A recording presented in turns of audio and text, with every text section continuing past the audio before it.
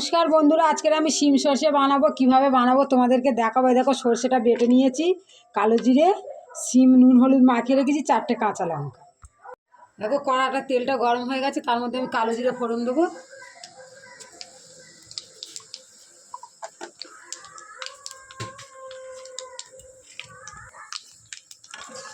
দেখো ফোড়নটা তেলটা হয়ে গেছে, আমি এর মধ্যে শিমগুলো দিয়ে দেবো।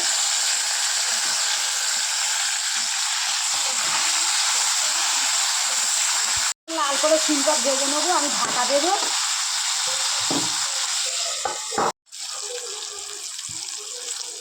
এবার শিমটা ভাজা হয়ে গেছে লাল লাল করে, আমি সর্ষেটা এর মধ্যে দিয়ে দেবো। শিমে কিন্তু আমি কোনো জল ব্যবহার করিনি।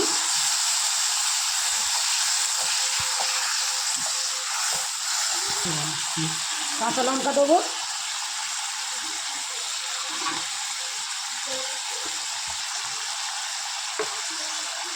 চিনি,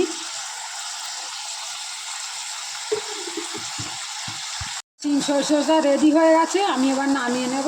মধ্যে নামিয়ে নিলাম।